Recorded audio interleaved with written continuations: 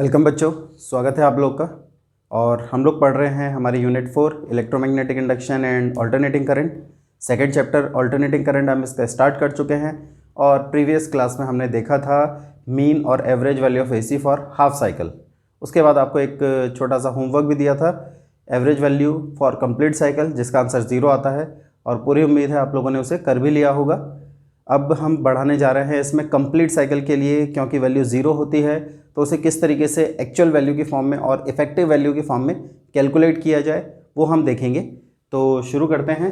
Unit 4 है हमारी EMI and AC, और इसमें हम लोग देखने जा रहे हैं root mean square, in short RMS कहते हैं, जिसका दूसरा नाम इफेक्टिव और वर्चुअल वैल्यू भी है। डेफिनेशन हम इससे पिछले की वीडियो में भी देख चुके हैं, जहाँ पर हमने देखा था कि root mean square value means the steady value और constant value we can say, जिसका काम है उतना ही अमाउंट हीट का प्रोड्यूस करवाना जितना कि AC करवाती है for a given circuit in a time of complete cycle. यहाँ पर हम क्या करने जा रहे हैं, ये जो वेरिएशन है इसका एक एवरेज वैल्यू निकालने जा रहे हैं। बट एवरेज निकालने में हमें प्रॉब्लम आ रही थी, जितना पॉजिटिव हाफ था उतना ही नेगेटिव हाफ, और एवरेज करने पर वो 0 हो जा रहा था।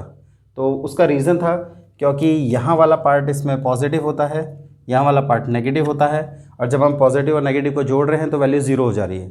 आप होमवर्क वाले पार्ट में इसको देख भी चुके हैं। तो अब हम इसको दूसरे तरीके से सॉल्व करेंगे जिससे ये 0 होने वाली प्रॉब्लम ख़त्म हो जाए।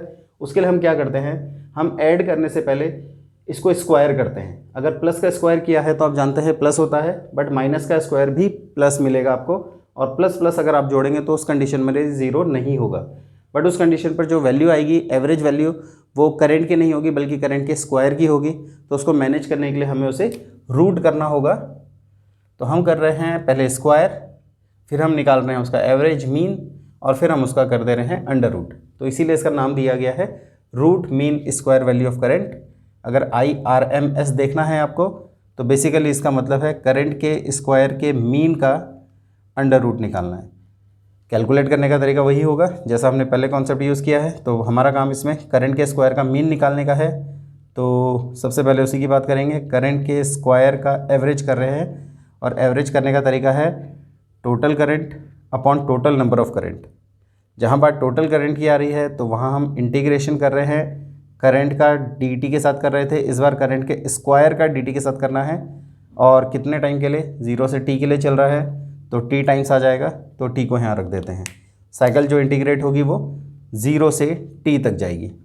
तो 0 से t तक I स्क्वायर dt को सॉल्व करना है, putting values of I as I0 sine omega t and t is equals to 2 pi by omega. अगर ये हम ऊपर रख लेते हैं तो हमें एक्सप्रेशन मिल जाएगा कुछ इस तरह से कि I का स्क्वायर, करंट स्क्वायर का मीन जो हम कैलकुलेट कर रहे हैं, t है 2 पाई बाय ओमेगा, रिवर्स में करेंगे तो ओमेगा अपॉन 2 पाई बन जाता है।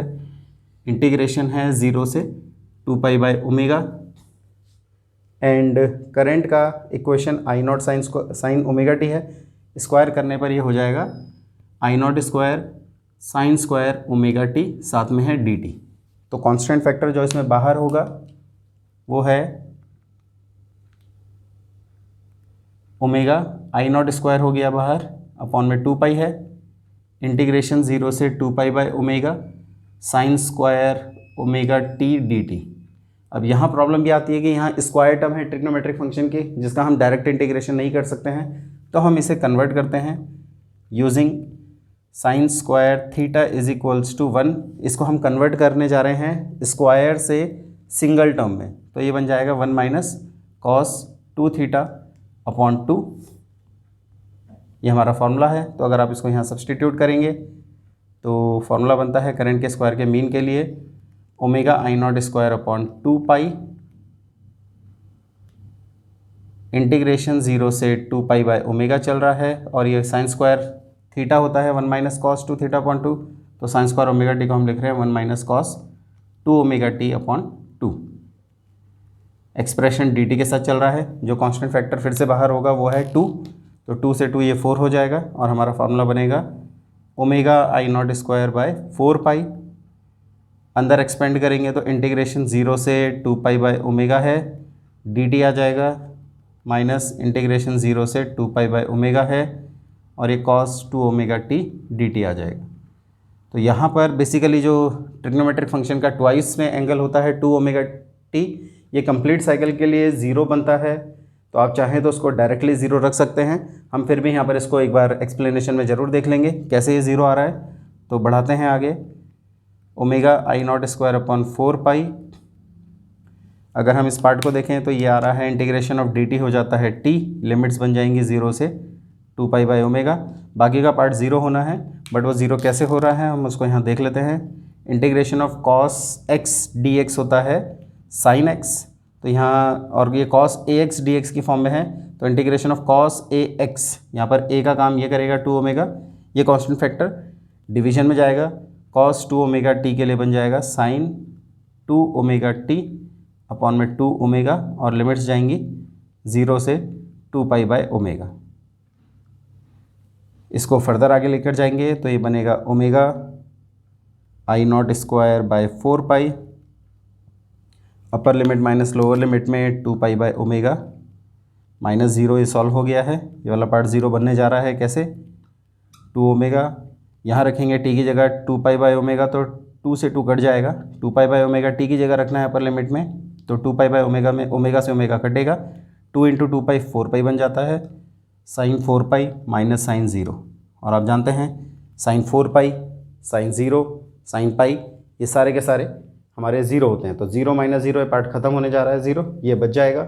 और करंट के स्क्वायर का मीन सॉल्व होकर आ रहा है omega I not square by omega I not square bye 4 पाई चल रहा था, 2 पाई बाय ओमेगा है अंदर, 2 pi by omega minus of 0 minus 0 हो रहा है अपॉन में 2 ओमेगा चल रहा है, तो ये पार्ट 0 ही हो जाना है। ओमेगा से ओमेगा कैंसिल करेंगे तो ये ओमेगा से ओमेगा भी कैंसिल हो गया, करंट के स्क्वायर का मीन आई नॉट स्क्वायर, और ये पाई से पाई ये 2 बन जाएगा, 2 से कैंसिल होने पर, तो आई नॉट स्क्वायर बाय 2 बन चुका है ये। इसको आप पुट कर दो फर्स्ट इक्वेशन में, तो पुटिंग इन इक्वेशन 1 हमें मिलेगा रिलेशन, फर्स्ट इक्वेशन में अंडर रूट कर देना है बस, तो आई आर एम एस तैयार है under root of I not square by 2 solve करके, और ऐसा करने पर आई आर एम एस हमें मिल रहा है आई नॉट बाय रूट 2, जिसको 0.707 ऑफ आई नॉट, और आप चाहो तो 70.7% ऑफ आई नॉट भी कह सकते हो। सिमिलरली ईएमएफ के लिए भी यही काम होगा, ई आर एम एस लिखना है तो it is E not by root 2 और 0.707 ऑफ ई नॉट और 70.7% ऑफ ई नॉट। तो ये हमारा एक्सप्रेशन आया है करंट और ईएमएफ के लिए रूट मीन स्क्वायर फॉर्म में, और ये रूट मीन स्क्वायर हमें कंप्लीट साइकिल की स्टेडी वैल्यू की फॉर्म में मिल जाता है।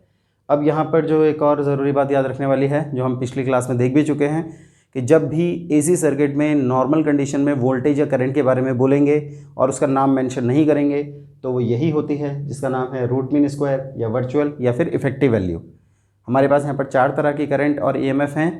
पहला इंस्टेंटेनियस जो इक्वेशन की फॉर्म में है, दूसरा पीक आई नॉट और ई नॉट की फॉर्म में होता है, तीसरा हमने देखा है मीन और average value for half cycle क्योंकि कंप्लीट के लिए वो 0 है, और चौथा आता है रूट मीन स्क्वायर वैल्यू जिसका दूसरा नाम इफेक्टिव और वर्चुअल वैल्यू भी है। तो यहाँ पर जब इन 4 में से किसी का नाम मेंशन नहीं किया होता है तो अंडरस्टूड है वो आरएमएस के बारे में ही बोला गया है। फॉर एग्जांपल आपको अगर बोला गया है इफ़ 220 वोल्ट 50 हर्ट्ज़ एसी, सिर्फ इतना लिखा है, तो बेसिकली ये 220 वोल्ट और कुछ नहीं, ये ई आरएमएस वैल्यू आपको दी गई है। ये तो खैर फ्रीक्वेंसी है ही, तो आरएमएस वैल्यू आपको मेंशन अगर नहीं भी की गई है तो भी अंडरस्टूड कॉन्सेप्ट है कि इसको ही आपको लेना है। तो ये भी एक पोर्शन तैयार हो गया है, इसको भी थोड़ा सा पॉज करके नोट कर लेंगे आप लोग। हैं कुछ बेसिक टर्म्स ऑल्टरनेटिंग करंट से रिलेटेड। सबसे पहले यहाँ पर हमारे पास आ रहा है advantages of AC over DC, alternating current के एडवांटेजेस ओवर डायरेक्ट करंट। तो पहला एडवांटेज है AC can be transmitted over long distances using step up transformer with negligible energy loss. ये हम लोग पहले से ही जानते हैं कि जब भी किसी वायर से करंट पास कराते हैं तो उसमें आई स्क्वायर आर की फॉर्म में एनर्जी लॉस या पावर लॉस आता है, और उसको रिड्यूस करने के लिए हमें करंट को रिड्यूस करना है तो ये हम बहुत इजीली कर सकते हैं अल्टरनेटिंग करंट ट्रांसफार्मर की मदद से। स्टेप अप ट्रांसफार्मर अगर आप यूज़ कर रहे हैं तो स्टेप अप ट्रांसफार्मर की मदद से करंट को बहुत छोटी वैल्यू पर ला सकते हैं वोल्टेज को बढ़ाकर, और इससे हमारा जो एनर्जी लॉस है वो कम हो जाता है। तो ये पहला प्राइम एडवांटेज है जिसकी वजह से लार्ज स्केल पर हम अल्टरनेटिंग करंट को प्रोड्यूस करते हैं। दूसरा है AC can be varied easily varied using transformers. जैसी वैल्यू आपको चाहिए इंक्रीज और डिक्रीज वो दोनों काम हम करवा सकते हैं। थर्ड है AC can be easily converted into DC। AC को हम बहुत आसानी से DC में कन्वर्ट करा सकते हैं। रिवर्स भी पॉसिबल है बट उसके लिए थोड़ा कॉम्प्लेक्स सर्किट लगता है।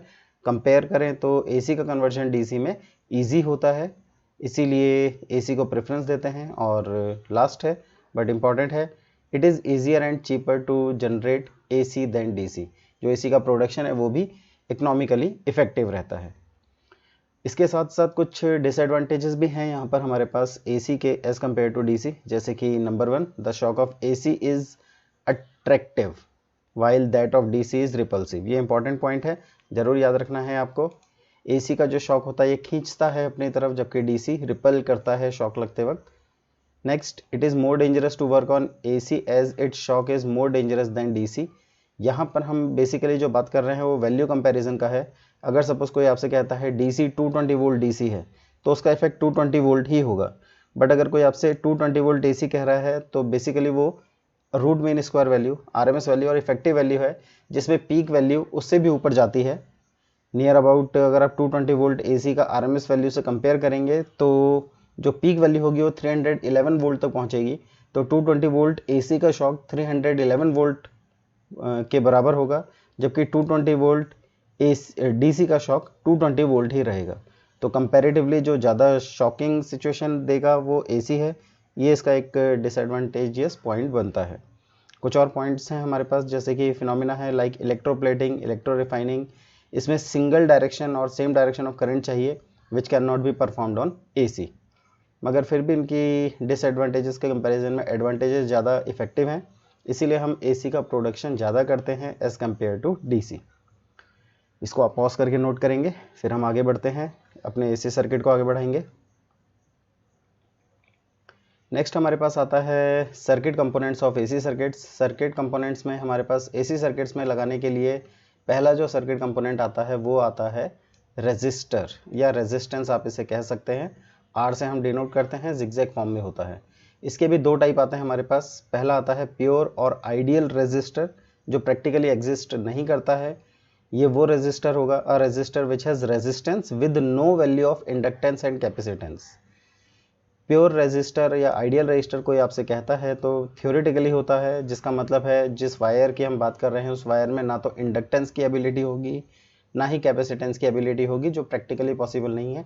कुछ ना कुछ वैल्यू इनमें ज़रूर रहती है, भले ही कम होती है बट वैल्यू होती है। इसलिए हम जो एक्चुअल प्रैक्टिस में हमें मिलते हैं वो होते हैं रियल और actual resistor, a resistor which has resistance with some value of inductance and capacitance.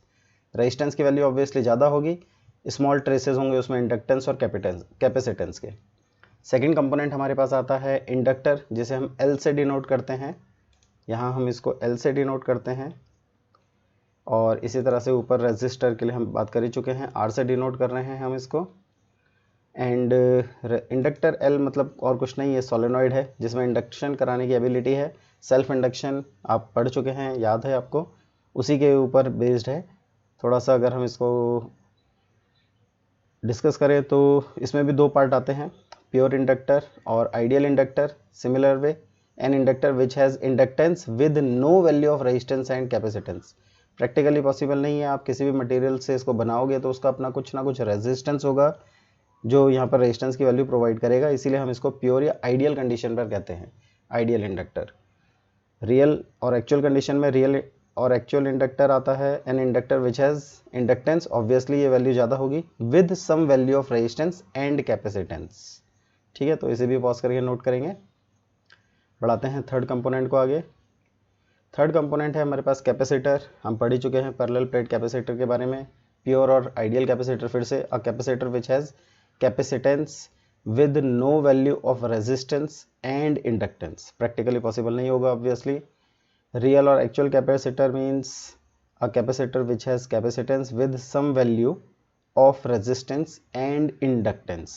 Actual में यही एग्जिस्ट करेगा जिस मटेरियल का ये बना है, इसका अपना कुछ रेजिस्टेंस होगा, इसमें प्लेट है, इससे जब फ्लक्स चेंज होने वाला सिचुएशन बनेगा तो यहाँ पर इंडक्शन का भी प्रोसेस होगा, तो उसमें रेजिस्टेंस और इंडक्शन दोनों का प्रोसेस आना है, इसलिए इसके पास रेजिस्टेंस और इंडक्टेंस की वैल्यू होगी। ज़्यादा वैल्यू इसकी ऑब्वियसली कैपेसिटेंस की ही रहेगी।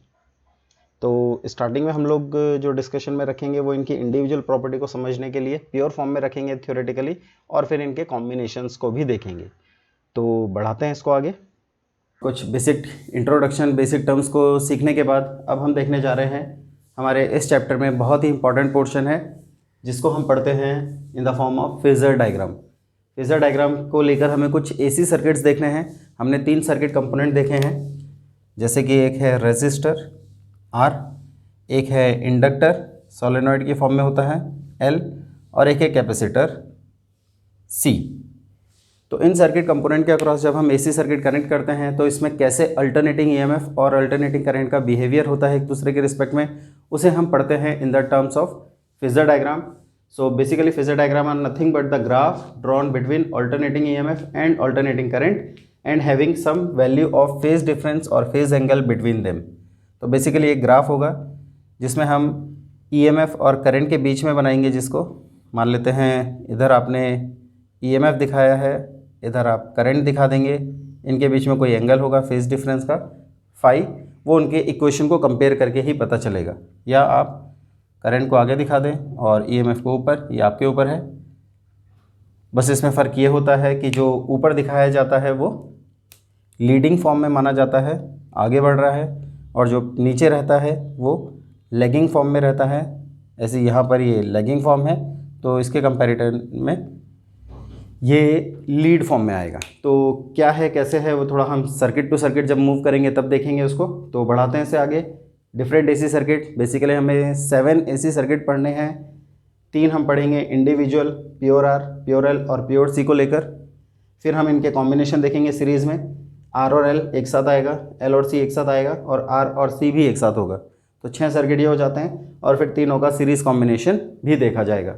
तो शुरू करेंगे डिफरेंट एसी सर्किट्स। ये ही हमारा मेन पोर्शन है जहाँ से मैक्सिमम क्वेश्चंस मिलने के चांसेस होते हैं। तो पहला है AC circuit containing pure resistor, pure R का केस है। इसका मतलब होगा कि हमारे पास एक सर्किट होगा एसी सर्किट जिसमें आर जुड़ा हुआ है, और इसके साथ हम अटैच करेंगे एसी सोर्स को। एसी सोर्स जिसकी इक्वेशन आप जानते हैं, E naught sine omega T.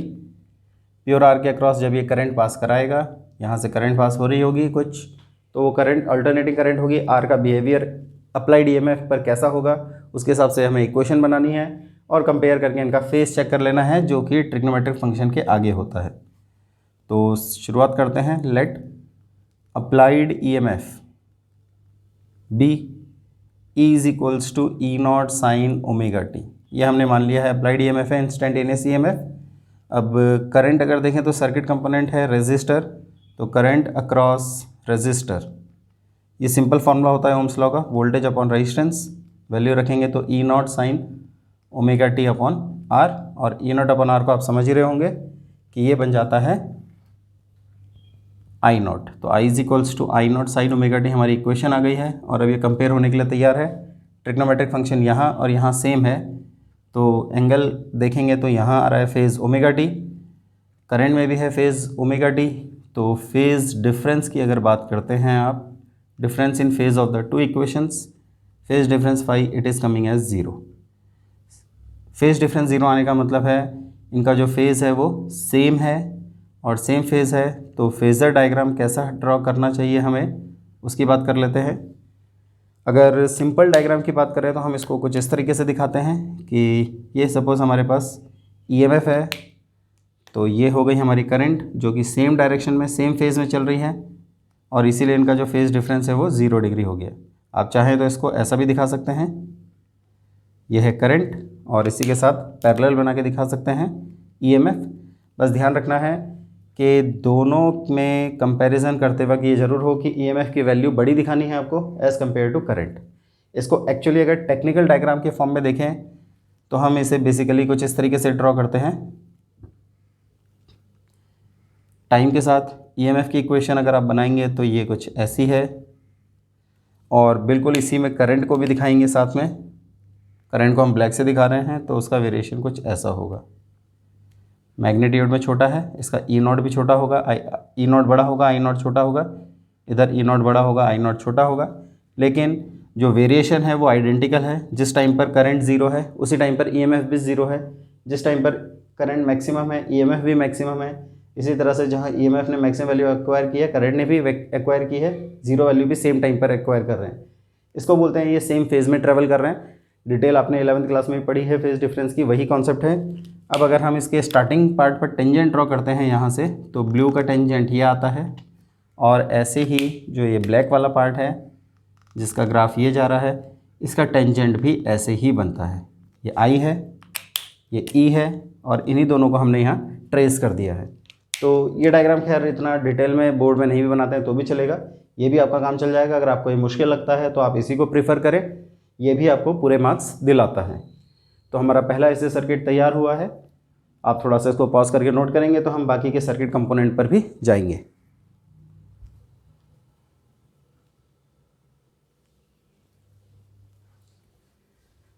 तो एसी सर्किट नंबर 2 इसको हम शुरू करते हैं, और यहाँ पर है हमारे पास AC circuit containing pure inductor, pure L और आइडियल एल कह सकते हैं। इंडक्टर है जिसको अप्लाइड एसी के साथ कनेक्ट किया है, अप्लाइड ईएमएफ हमने मान लिया है E naught sine omega T.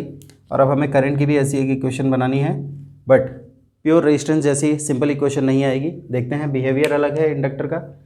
तो एसी वैसे तो दोनों तरफ से चलती है, इधर भी और इधर भी, बट हमें एट अ टाइम इसको यहाँ दिखा देते हैं, और इसको हम इंक्रीजिंग मोड में दिखा रहे हैं, यानी कि हम ये वाला पोर्शन दिखा रहे हैं। ज़ीरो से मैक्सिमम होने जा रहा है, तो ज़ीरो से मैक्सिमम अगर ये इंक्रीजिंग है तो हमें पता है इंडक्टर अपने पास एक प्रॉपर्टी रखता है, सेल्फ इंडक्शन की property of the coil, due to which it opposes any change in the strength of current flowing through it by inducing an EMF in itself. तो इंड्यूस्ड ईएमएफ इसमें develop होगा current के change की वजह से, और ये इस करंट के चेंज को अपोज करने आएगा लेंज लॉ के अकॉर्डिंग। तो इंड्यूस्ड ईएमएफ अगर करंट इंक्रीज है तो इंड्यूस्ड ईएमएफ नीचे आएगा, अगर करंट डिक्रीज हो रही होती तो ये सेम डायरेक्शन में आ जाता, दूसरी तरफ से भी अपोज करने आता, चाहे इंक्रीजिंग हो या डिक्रीजिंग। तो क्योंकि यहाँ पर इंड्यूस्ड ईएमएफ हमेशा अपोज करने के लिए बैठा होगा, तो हमारा अप्लाइड ईएमएफ करंट को मेंटेन तभी कर पाएगा जब अप्लाइड ईएमएफ की वैल्यू इंड्यूस्ड ईएमएफ से ज़्यादा होगी, और एटलीस्ट बराबर तो होनी ही चाहिए। तो यही बात हम यहाँ पर यूज़ कर लेते हैं, to maintain current in circuit applied EMF should be equal to induced EMF, और बड़ा ही होना चाहिए, बट हम मिनिमम वैल्यू ले लेते हैं। ये सिचुएशन है, बट इसमें एक इंपॉर्टेंट पार्ट है जो छूट रहा है। सोचो क्या हो सकता है इस रिजल्ट में। एक इंपॉर्टेंट बात और ध्यान में रखनी है, क्या हो सकती है वो ध्यान से देखेंगे तो मिलेगा। अप्लाइड ईएमएफ और इंड्यूस्ड ईएमएफ दोनों एक दूसरे से झगड़ा कर रहे हैं, अपोज कर रहे हैं, और अपोज को हम यहाँ दिखाते हैं कैसे, माइनस साइन के साथ।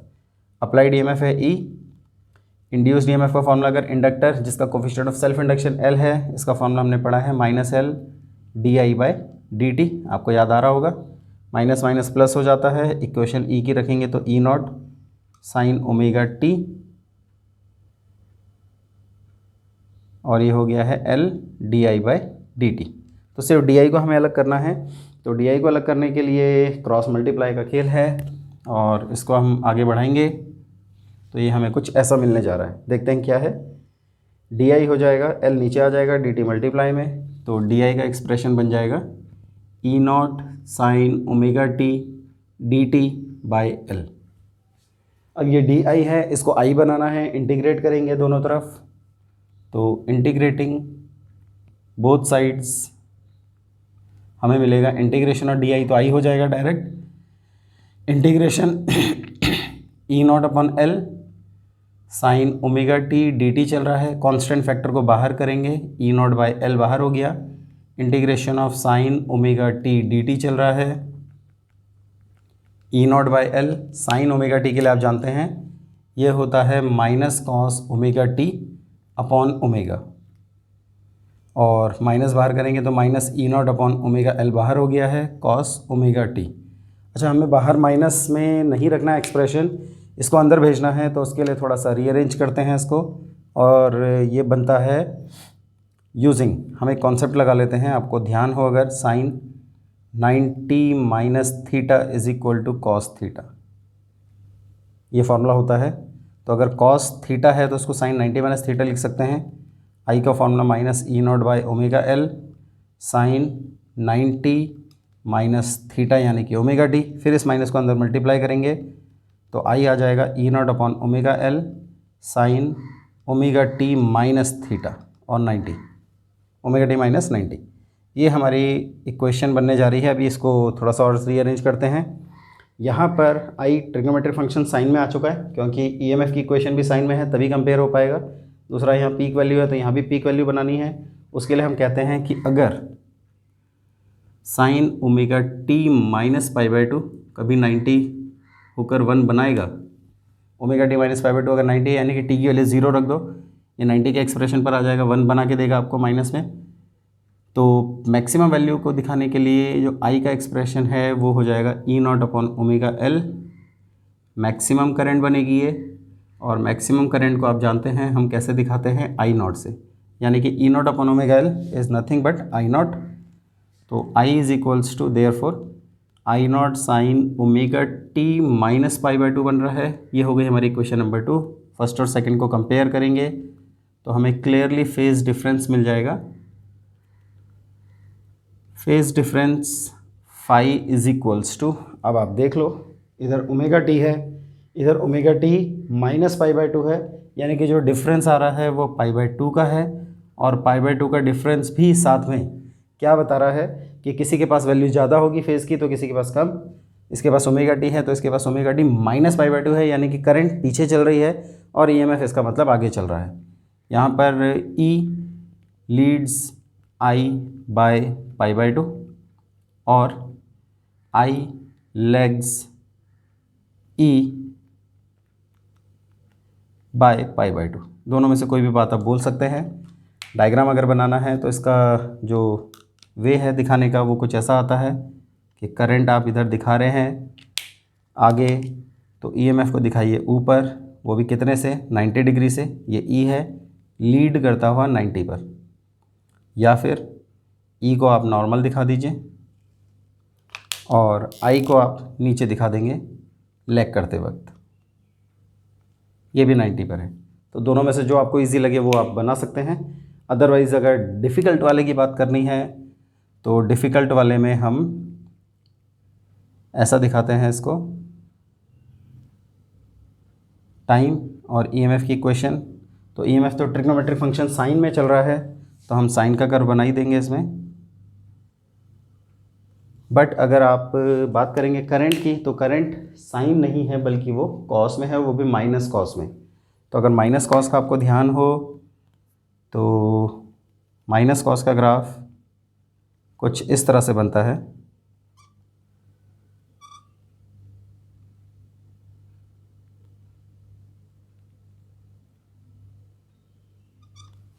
जिस समय करंट ईएमएफ 0 है, करंट मैक्सिमम है नेगेटिव में, ईएमएफ मैक्सिमम हुआ तो करंट 0 हो गई, ईएमएफ 0 हुआ तो करंट मैक्सिमम हो गई, ईएमएफ नेगेटिव हुआ तो करंट 0 हो गई, एंड सो ऑन।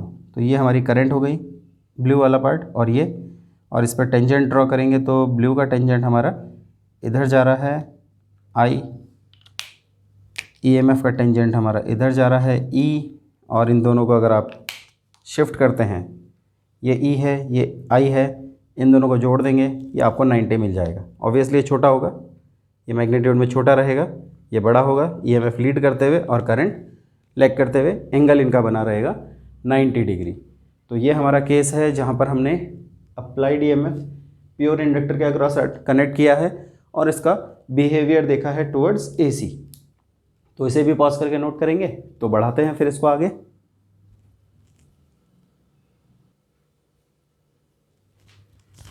अच्छा, इसमें एक इम्पॉर्टेंट नोट और आता है जो न्यूमेरिकल में और कॉन्सेप्चुअल क्वेश्चंस में आपको हेल्प करेगा, तो उसको भी थोड़ा सा साथ में देख लेते हैं। प्योर एल की बात हो रही है, प्योर इंडक्टर की बात हो रही है। तो इसमें हमें एक केस मिला था कि current I not is equals to E not by omega L. तो हम क्या कर रहे हैं, for pure L here we have I not is equals to E not upon omega L, जिसको हमने E not upon X L रख दिया है। क्यों रख दिया ऐसा? ऐसा इसलिए किया क्योंकि on comparing with current equal to voltage upon something, ऐसा कुछ होता है हमारे पास एक result, current is equals to, अगर वोल्टेज है तो वोल्टेज के अपॉन में समथिंग होगा, और आप जानते हैं वो समथिंग कौन है? वो रेजिस्टेंस होता है। बिल्कुल, तो इसका मतलब ये कौन होना चाहिए? एक्सएल, ये भी रेजिस्टेंस होना चाहिए। बट प्योर आर की बात हम प्योर एल की बात हम कर चुके हैं। प्योर एल वो होता है जिसमें ना तो कैपेसिटेंस होगा और ना ही रेजिस्टेंस होगा, तो रेजिस्टेंस तो नहीं बोल सकते हैं, लेकिन हम इसको रेजिस्टेंस जैसी प्रॉपर्टी ज़रूर बोल सकते हैं। तो कह सकते हैं कि वी गेट एक्स एल, ये भी रोकने वाली प्रॉपर्टी है, तो रेजिस्टेंस तो नहीं बोलते हैं बट हम इसे कहते हैं रिएक्टेंस। रिएक्टेंस भी बेसिकली एक ऐसी प्रॉपर्टी है, एक फैक्टर है, factor which works same as that of resistance, यानी कि which opposes flow of current across pure inductor या इंडक्टर। इंडक्टर के अक्रॉस करंट को रोकने का, अपोज कराने का, या एक तरह से कहा जाए तो कंट्रोल करने का काम जो करता है वो रिएक्टेंस है, और ये इंडक्टर के अक्रॉस है, इसलिए हम इसको इंडक्टिव रिएक्टेंस का नाम देते हैं। यहाँ पर एक्सएल इंडक्टिव रिएक्टेंस है, फॉर्मूला देखेंगे तो इट इज़ ओमेगा एल और 2 पाई न्यू एल, ये याद रहेगा। तो यहाँ से हम एक बात कह सकते हैं कि जो एक्सएल है this is directly proportional to frequency, यानी कि अगर ग्राफ बनाते हैं बिटवीन एक्सएल एंड न्यू तो ये स्ट्रेट लाइन होगा। इंडक्टर एल के साथ भी ये डायरेक्टली है, उसके साथ भी सेम ग्राफ बन जाएगा, एक्सएल प्रोपोर्शनल टू एल, तो एल और एक्सएल के बीच में ग्राफ ये भी डायरेक्टली होगा। एक और इम्पॉर्टेंट बात इसमें अगर बोलें तो वो है for DC nu is zero, तो एक्सएल भी क्या हो जाएगा? ज़ीरो हो जाएगा, यानी कि for DC inductor acts as conductor, रोकने वाला फैक्टर है ही नहीं, रोकने वाला फैक्टर ज़ीरो हो गया। रिएक्टेंस बोल रहे हैं हम इसको, ये रेजिस्टेंस जैसा ही है, और इस तरीके से है कि अगर इसके लिए आपको ऐसा यूनिट बतानी है, ऐसा यूनिट ये ओम होगी, डायमेंशनल फार्मूला अगर बताना है तो ये सेम है, ml/T-3 A-2, रेजिस्टेंस जैसा ही होगा। और ये DC के लिए इंडक्टेंस रिएक्टेंस की वैल्यू ज़ीरो आना, मतलब DC के लिए इंडक्टर में किसी भी तरह का अपोज कराने की प्रॉपर्टी नहीं होगी, यानी कि इंडक्टर से जब करंट पास होगी DC जो अपने आप को बदलती नहीं है, तो वहाँ पर इंड्यूस्ड EMF जैसी प्रॉपर्टी नहीं आएगी, तो इस वजह से ये फैक्टर बिल्कुल प्योर कंडक्टर की तरह बिहेव करता है। तो ये जो नॉलेज है ये आपको कुछ न्यूमेरिकल और कॉन्सेप्चुअल क्वेश्चंस, ग्राफिकल क्वेश्चंस में हेल्प करेगी, इसको भी साथ में इसके साथ ऐड करके रखना है, बढ़ाएंगे आगे।